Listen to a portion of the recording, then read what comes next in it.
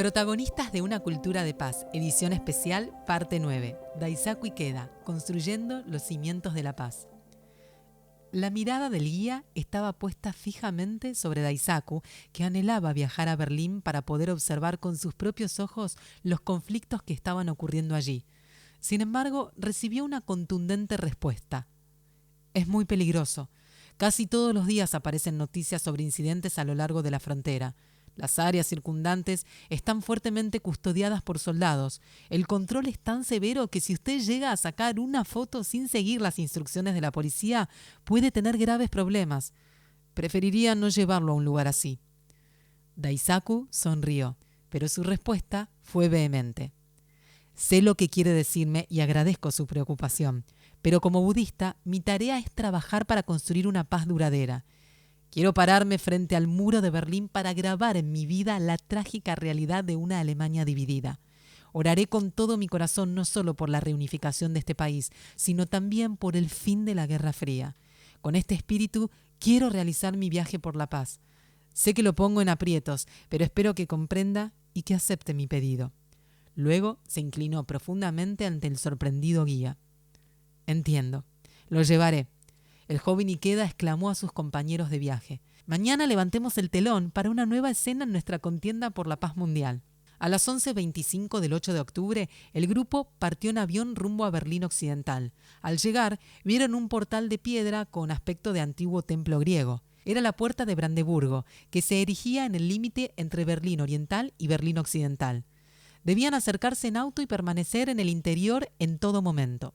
A lo largo de la frontera no había paz. Los vehículos blindados iban y venían con estruendo, mientras la policía controlaba el lugar. Una atmósfera tensa impregnaba el área.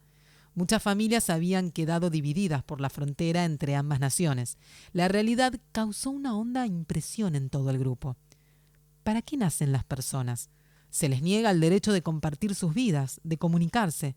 Es como ordenarles a los seres humanos que no sean tales. Sin embargo, el muro se construyó y fue hecho por seres humanos, pensó Daisaku, en silencio. El automóvil retrocedió hasta el área permitida y Daisaku bajó del auto. Si bien había estado lloviendo, el cielo se había despejado y comenzaba a teñirse con los colores del atardecer. Mirando la famosa puerta, expresó con firme convicción.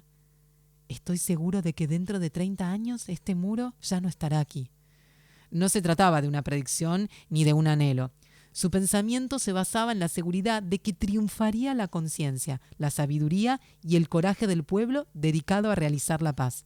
Fue también la expresión de su decisión de concretar este objetivo. En su corazón juró: lucharé para ver la caída de este muro, lucharé por la paz, dedicaré mi vida a esta tarea. Luego, frente a la puerta de Brandeburgo, entonó 3 veces Nam-myoho Renge-kyo. Las palabras de Daisaku habían sorprendido a todos, que inmediatamente le preguntaron: ¿tiene alguna idea para que ello ocurra?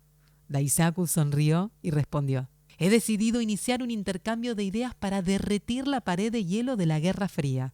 Incluso quien posee poder y autoridad es solo un ser humano. Los cimientos más duraderos para la paz se logran cuando se alimentan la confianza y el entendimiento, cuando las personas trascienden las fronteras ideológicas y nacionales. Para eso resulta invalorable el intercambio cultural en campos como la educación y el arte. Conocer la música, la danza y las tradiciones de otros países, de otras culturas, ayuda a fomentar el entendimiento entre las personas y a crear lazos más estrechos. La cultura, esencialmente, no tiene fronteras. De ahora en adelante no solo pretendo encontrarme con muchos líderes internacionales en diferentes áreas, sino que estoy decidido a abrir el camino hacia la paz promoviendo el intercambio cultural. Será una larga contienda, pero trabajaré pacientemente para abrir el camino con la mira puesta en los próximos 20 y 30 años. Los jóvenes que sigan mis pasos también deberán luchar para ahondar esta huella de paz y de amistad hacia todos los rincones del globo. Haremos del siglo XXI una era de triunfo humano. Esta es mi convicción. A pesar de que se sentía físicamente exhausto, continuó con su viaje que lo llevó por 9 países en el continente europeo. Escuchó y alentó de todo corazón a cada persona, pensando en cada encuentro como una oportunidad que jamás volvería a presentarse. A su regreso de Europa, el 23 de octubre de 1961, lo esperaba otra gran batalla. Un cielo despejado. El 25 de enero de 1962, la Corte Distrital de Osaka daría su veredicto en el juicio sobre la supuesta violación de las leyes electorales en julio de 1957. El caso se había prolongado por 4 años y medio. Daisaku reflexionó acerca de todo lo que había sucedido durante ese tiempo. 9 meses después de su injusto arresto, había fallecido el maestro Toda. 2 años más tarde, asumió como tercer presidente de la Soka Gakkai. El hecho de estar acusado en ese juicio había sido la principal razón por la que reiteradamente se había negado a ocupar ese cargo. Si llegara a convertirse en presidente y luego era hallado culpable, la Soka Gakkai sería blanco de duras críticas. Ese día llegó unos 10 minutos antes de que iniciara la audiencia. Había más de 20 periodistas esperándolo. Daisaku estaba seguro de que sería absuelto. Se sentó en el lugar de los acusados y escuchó el veredicto del juez. Esta corte halla al acusado Daisaku Ikeda inocente. Habían triunfado. La exaltación iluminaba los rostros de todos. Luego, al dirigirse a la sede central de Kansai, observó el retrato del maestro Toda que estaba en la pared. «Sensei, he sido absuelto», expresó. Hubiera deseado informarle su victoria en persona, pues su mentor se había preocupado por el resultado del juicio hasta el último momento de su vida. ¿Qué había significado realmente el incidente de Osaka? La Soka Gakkai era una organización de ciudadanos comunes que bregaba por un movimiento que pudiera revitalizar la vida del pueblo. Su noble propósito promovía una auténtica democracia basada en la autonomía de las personas anónimas. De modo que el incidente de Osaka había sido en verdad un intento de las autoridades para desmantelar la Soka Gakkai por medio de la intimidación, las amenazas y la manipulación. No obstante, ahora Daisaku podría iniciar una nueva etapa en su lucha por la paz. Y no dejó pasar ni un minuto. El 27 de enero, tan solo 2 días después, estableció el Instituto de Filosofía Oriental, IOP, por su acrónimo en inglés, una fundación dedicada a promover la investigación del legado cultural de Asia y a compilar material académico relativo al pensamiento y la filosofía orientales por medio de conferencias internacionales, coloquios y publicaciones de investigación. Luego, el 29 de enero, emprendió un viaje por Medio Oriente que lo llevaría a recorrer 7 países: Irán, Irak, Turquía, Grecia, Egipto, Pakistán y Tailandia. Su objetivo era tender un puente de entendimiento con dichas culturas y sus religiones. Cuando llegaron a El Cairo, la capital de Egipto, el 6 de febrero, fue la primera vez que Daisaku pisó el continente africano. Allí alzó la vista frente a la gran pirámide de Keops, que se elevaba con indomable majestuosidad, como si desafiara el paso del tiempo. Sus muros, de piedra, parecían ser absorbidos por el azul del firmamento. Al anochecer, al regresar al hotel, encontraron un telegrama de Japón. Daisaku lo llevó a su habitación, lo abrió y leyó las palabras «No apelación». En el juicio lo habían declarado inocente, pero se había temido que la fiscalía apelara el veredicto. Sin embargo, no había sucedido, y ahora la decisión de la corte era definitiva. Daisaku sintió que la presión y la angustia que había sentido durante tanto tiempo se desvanecían. De pie ante la ventana, observó el rojo del atardecer que tenía las aguas del Nilo y pensó en su maestro. «Sensei, mi inocencia ha sido probada definitivamente. Ahora puedo desempeñar mi papel plenamente, sin reservas, como su sucesor en el escenario de la paz mundial. Prometo hacer realidad todos los aspectos de su visión del Kosen Rufu. Por favor, contemple la lucha de su verdadero discípulo». En el avión, oró por la paz de los países que había visitado y por la felicidad de los miembros de esos lugares. Mientras lo hacía, pensó en cuán larga sería la jornada hacia la meta fijada. Abriendo puentes culturales. El 27 de julio de 1963, la Soka Gakkai llegó a las 3.6 millones de familias miembros. La meta que le había prometido a su mentor en un periodo de 7 años se había concretado 2 años antes. Mientras tanto, las tensiones en el mundo aumentaban. La Guerra Fría entre Estados Unidos y la Unión Soviética hacía cada vez más temible el estallido de una confrontación nuclear. Daisaku prestaba cuidadosa atención a cada nuevo informe que se brindaba por radio o televisión y a los comentarios periodísticos. y oraba con todo su ser por la solución de la crisis, con la intensa y profunda convicción de que la guerra debía evitarse a cualquier costo. Para ello, sabía que era fundamental abrir un camino de intercambio cultural entre las naciones para crear puentes de amistad que permitieran superar los conflictos. Con este objetivo, el 18 de octubre fundó la Asociación de Conciertos Minón con el propósito de promover el intercambio cultural y la paz a través de la música. La expresión Minón deriva del japonés Minju Ongaku, que significa literalmente música para el pueblo. Con el correr de los años, Minón impulsó el intercambio cultural con más de 100 naciones y se convirtió en uno de los promotores de las artes escénicas más importantes del mundo.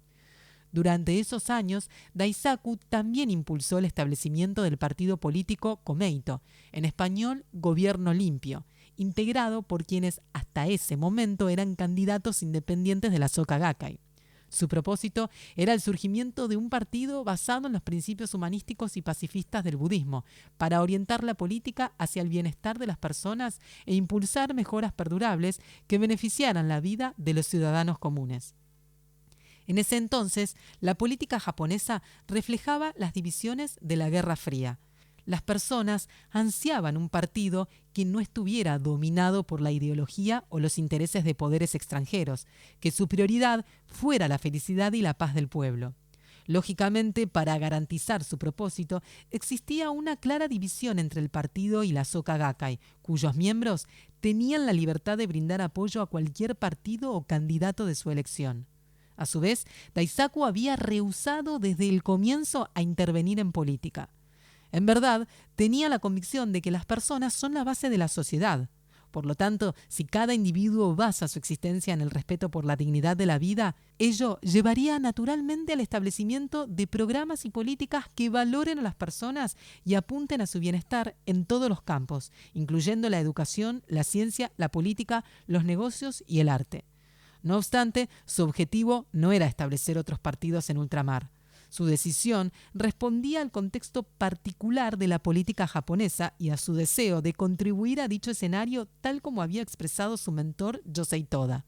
Luego de esta iniciativa, el joven Ikeda emprendió 3 empresas de gran importancia durante la década de 1960, que resultaron decisivas en su vida. La escritura de su novela La Revolución Humana, su labor para consolidar las relaciones entre China y Japón y el establecimiento de las instituciones educativas Soka. El baluarte de la pluma. El 2 de diciembre de 1964, conmemorando el fallecimiento del maestro Toda el 2 de abril de 1958, Daisaku comenzó a escribir La Revolución Humana. La novela se proponía continuar el relato de la obra precedente de su mentor, La Revolución Humana, que éste había escrito con el seudónimo Myogoku. Con ese mismo espíritu, Daisaku eligió el alias literario Hogoku, decidido a que el argumento de su narración sería la historia del discípulo que continúa el legado heredado de su maestro. La novela escrita por Toda relataba sus experiencias valiéndose de un personaje que había denominado Gan Kutsuo. La historia terminaba cuando Gan, encarcelado por sus convicciones, jura que dedicará su vida al Kosen Rufu. En La Revolución Humana, Daisaku decidió narrar la gesta del maestro Toda para reconstruir la Soka Gakkai luego de ser liberado de la cárcel y su lucha junto con su discípulo Shinichi Yamamoto para establecer las bases del Kosen Rufu en Japón. Había elegido Shinichi Yamamoto como el nombre para su personaje, combinando los caracteres chinos, montaña, en japonés Yama, y crecer hacia arriba, Shin. El nombre representaba la compostura imperturbable del monte Fuji, el espíritu de lucha y la firme determinación de crecer como un árbol colosal, expresando la victoria del maestro y el discípulo. Comenzó a escribirla en una pequeña habitación de estilo japonés de la sede de la Soka Gakkai de Okinawa. Decidió hacerlo allí porque aquella isla había sido el escenario de cruentas batallas durante la Segunda Guerra Mundial. Por eso la obra comienza con la frase: «La guerra es atroz e inhumana. Nada es más cruel, nada es más trágico».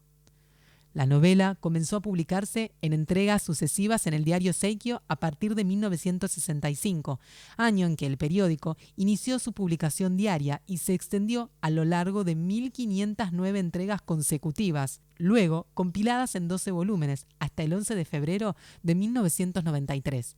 Muchas veces se sentaba a escribir con tanta fiebre que tenía que refrescarse la frente con hielo para poder continuar hasta el final.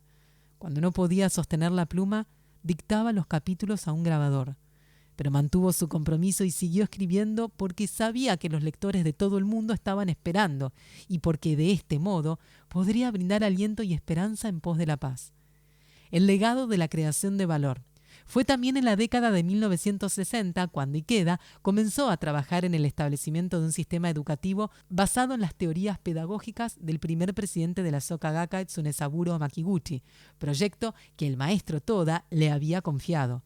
Este le había hablado por primera vez de fundar una escuela en el otoño de 1950, cuando sus negocios habían colapsado y se disponían a recorrer un camino difícil.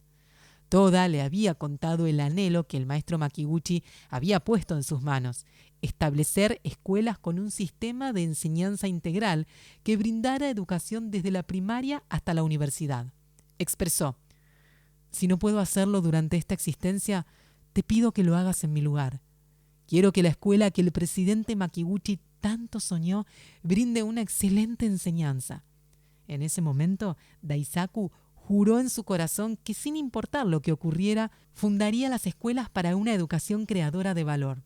Aunque raramente hablaba del proyecto con alguien más, luego del fallecimiento de Toda, había estado buscando un terreno donde construir la escuela. Debía estar situado en una región colmada de belleza natural, con el monte Fuji visible, una corriente de agua limpia cercana y estar a no más de 1 hora en automóvil desde el centro de Tokio. El 5 de abril de 1960, un mes antes de convertirse en el tercer presidente de la Soka Gakkai, fue a ver un terreno en la región de Musashino junto con su esposa Kaneko. Era un ambiente natural, placentero y pacífico, que reunía todos los requisitos. Parecía perfecto para un campus. «Este es», decidió, «aquí construiremos la escuela».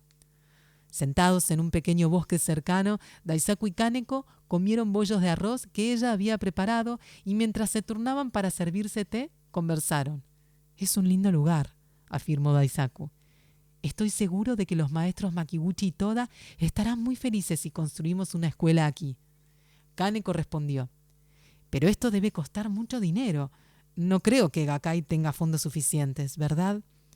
En ese entonces, la organización no tenía una base financiera fuerte. Ni siquiera disponía de centros comunitarios suficientes para que los miembros pudieran llevar a cabo sus actividades de forma adecuada. Pero Daisaku estaba decidido. «No te preocupes, trabajaré. Escribiré muchos libros y con los derechos de autor construiremos una escuela que merezca el reconocimiento mundial». Kaneko asintió sonriente. Un mes después, el 3 de mayo de 1960, Daisaku asumió como tercer presidente de la Soka Gakkai. Y en 1968, Ikeda hizo realidad ese sueño con la fundación de las escuelas Soka de segunda enseñanza básica y superior de Tokio. El 8 de abril se realizó la largamente esperada primera ceremonia de ingreso.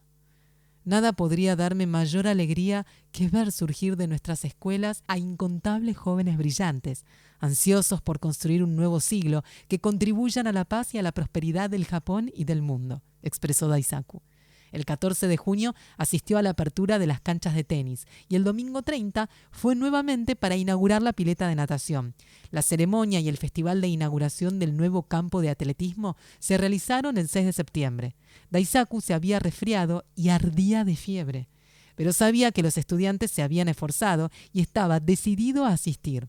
Asimismo, el 8 de cada mes enviaba refrigerios a los dormitorios estudiantiles. Conmovidos por su actitud, los maestros daban lo mejor de sí mismos, al igual que los estudiantes, quienes años después se convirtieron en destacados profesionales de los más diversos ámbitos. Una mañana, durante este periodo de visitas regulares, Kaneko le preguntó: «Hoy vas a las escuelas Soka, ¿no es así?». Daisaku todavía no había mencionado nada acerca de sus planes para ese día. «¿Cómo lo supiste?», preguntó.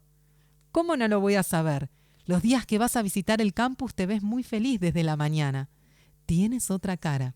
3 años después, le siguieron la Universidad Soka en Hachioji, Tokio, en 1971, las escuelas Soka de segunda enseñanza básica y superior de Kansai en 1973, el Jardín de Infantes Soka en Sapporo en 1976 y la Escuela Primaria Soka de Tokio en 1978.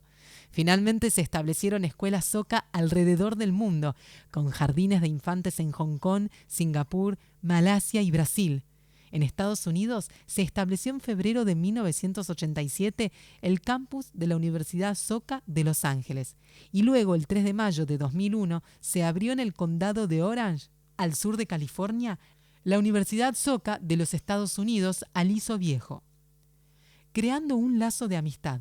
Ese mismo año, el 8 de septiembre de 1968, conmemorando la histórica declaración para la abolición de las armas nucleares de su mentor, Daisaku realizó públicamente la audaz propuesta del restablecimiento de las relaciones diplomáticas entre China y Japón, que llevaban largos años de tenso conflicto, durante un encuentro con más de 10.000 estudiantes universitarios. Por entonces, los dos países estaban aún técnicamente en estado de guerra. Sin embargo, él consideraba la amistad con China un elemento fundamental para asegurar la paz del mundo. Ikeda sostuvo que esa iniciativa fue inspirada por su mentor Yosei Toda, quien con frecuencia hablaba sobre la importancia de la amistad chino-japonesa para la paz global. Su llamado contribuyó a crear el entorno propicio para una serie de intercambios políticos, académicos y culturales con China, que culminaron con la restauración de las relaciones diplomáticas en 1972. La ardua labor en la sombra que llevó a cabo Ikeda para lograr esa meta luego fue ampliamente reconocida en China durante los años posteriores. Al año siguiente, en el otoño de 1969, en medio de su frenético avance hacia el establecimiento de la paz en todo el mundo, Daisaku recibió una comunicación inesperada. Era una carta mecanografiada que provenía del Reino Unido. Sorprendido, leyó atentamente el remitente. Arnold J. Toynbee. Una gran emoción corrió por todo su cuerpo. Se trataba del célebre historiador británico cuyas obras habían marcado el siglo XX, quien lo invitaba a visitar Londres para compartir un diálogo que cruzara la frontera entre Oriente y Occidente. Continuará.